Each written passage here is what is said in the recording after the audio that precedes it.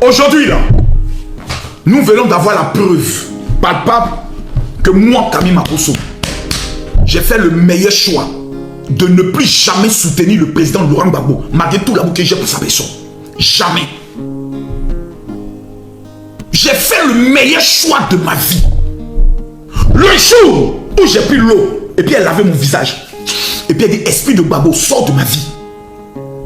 Depuis ce jour, ma vie est équilibrée, ma vie avance, je respire la vraie liberté. Tous les militants du PPACI qui soutiennent Gbagbo aujourd'hui là, sont allés à la place Figayo pour attendre le mot d'ordre. Ils sont en train de se consoler pour dire non, vous savez, ils ont voulu piéger le président Gbagbo. S'il avait dit un mot d'ordre comme ça, vous allez voir, ils allaient l'arrêter. Un homme meurt dans la vie pour quelque chose. Martin Luther King est mort pour ses convictions. Nelson Mandela a fait la prison pour ses convictions. Che Guevara a dit la lutte continua, mais la victoire est certa. On se rend à la place Figayo et on a l'impression qu'on est assis au gain. On est assis au gain, où les gens peuvent voir les belles et autres. Et on nous informe qu'on va créer la banque du Jossi. On nous dit le seul mot d'ordre, il n'y aura pas de quatrième mandat. Comment il n'y aura pas de quatrième mandat? Quelle stratégie on n'est pas préparé qui a demandé rien? Et quand je dis non, donc vous voulez qu'on demande notre stratégie? Je vous donne un conseil, je vous demande pardon. Vous qui aimez le président Gbagbo, pardonnez. Le monsieur a dirigé la Côte d'Ivoire pendant 10 ans. Vous ne pouvez pas compter sur lui pour un combat. Le combat est terminé. Le dossier Gbagbo est fini. Aujourd'hui, vous avez vu la preuve que Awadon Melo a eu raison de dire le vieux là, on l'aime, on croit ses idéologies. On va lutter pour ses idéologies. Mais lui-même, il n'est plus connecté à ses idéologies. Le temps de Laurent Gbagbo est fini. J'aimerais vous l'annoncer officiellement. Aujourd'hui là, j'ai eu la preuve. En 2004, et je vais vous donner les détails et les dates. Tapotez, mettez-moi les cœurs. Parce que le temps d'avoir peur, de jouer sur les mots, c'est fini. Gbagbo est fini. Passez à autre chose. C'est terminé. Ce temps de rêve, je sais que ça va vous faire mal. Je sais que ça va vous blesser. Parce que vous avez une idéologie. Vous avez été convaincu qu'il allait redevenir président de la République de Côte d'Ivoire. C'est deuil, c'est fini, c'est terminé. Cette prophétie ne s'accomplira plus. Pourquoi? En 2004, le plus grand guerrier, quand je vois aujourd'hui les LAS, je vois aujourd'hui, comment l'autre s'appelle? Je vois Beko, quelque chose, quand je les vois, moi je ris. Ceux-là, c'est des enfants, c'est des amateurs de mobilisation. Qui est le plus grand mobilisateur de la Côte d'Ivoire? Si tu me dis, écrivez son nom. Qui est le champion toute catégorie de la mobilisation en Côte d'Ivoire? Écrivez son nom en commentaire. Écrivez son nom en commentaire. Le plus grand guerrier de la mobilisation en Côte d'Ivoire, il s'appelle comment?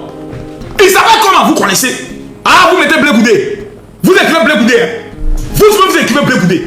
Vous écrivez Blé Goudé. Ces pimpins là, ces tintins là, ces comédiens notoires là, ils peuvent parler comme Blé Goudé parle. Depuis la fessie, Charles Blé Goudé a prouvé qu'il est champion.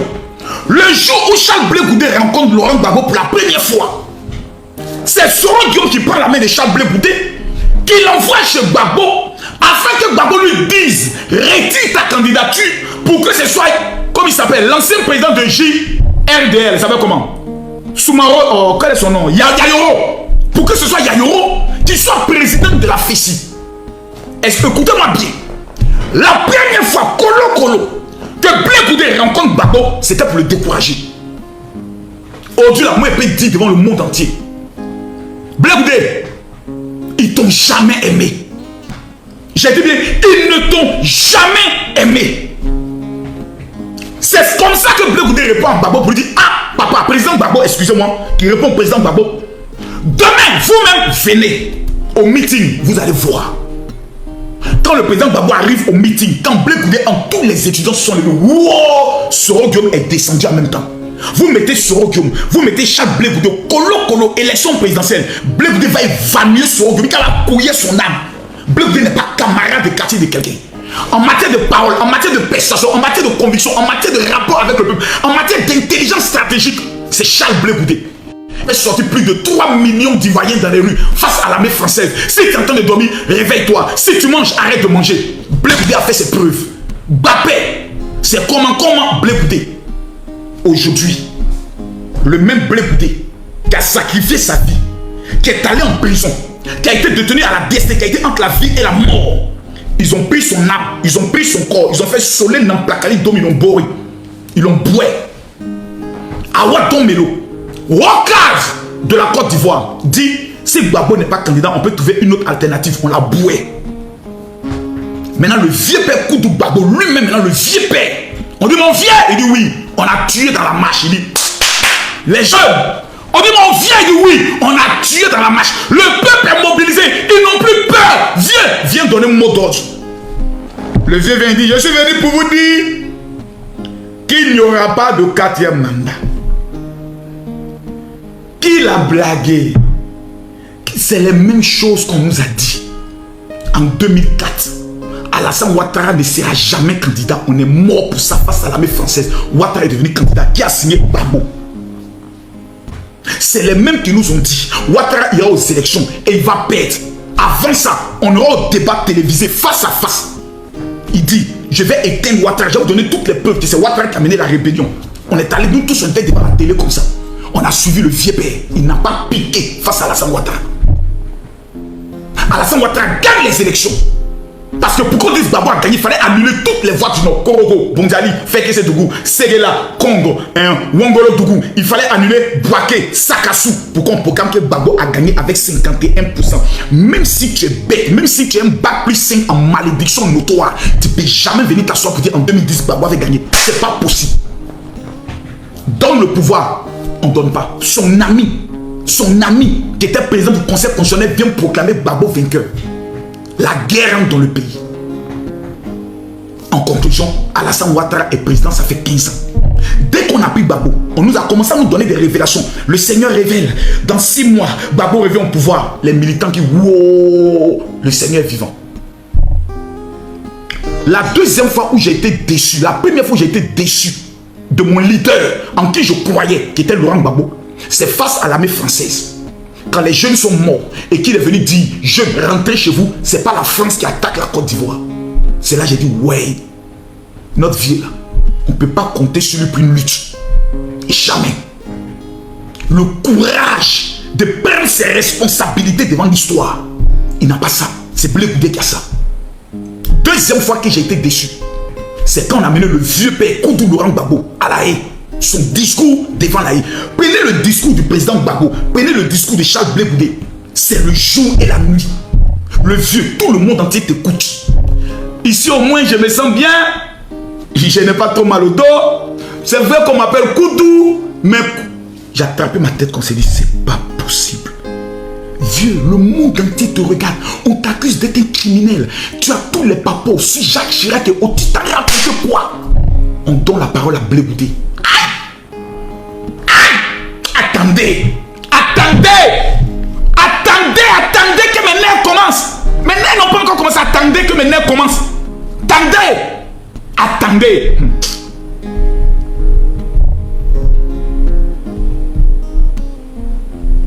Attendez que mes nerfs commencent.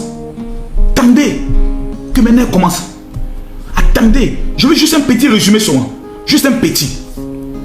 Pendant que ceux qui voulaient le pouvoir à tous les prix sont en liberté. Autant dire que c'est l'hôpital qui se manque de la charité. Garçon. Madame la juge. Oui. Je vais peut-être vous surprendre. Surprends-nous.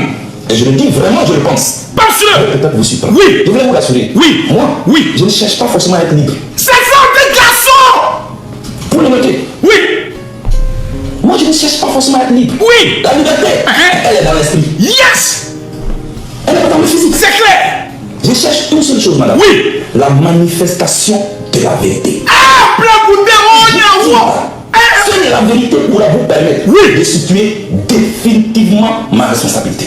Parce que je ne veux pas commettre des criminels. Yes. Je me suis battu toute ma vie, j'ai été appris. C'est pas ce qu'on appelle garçon.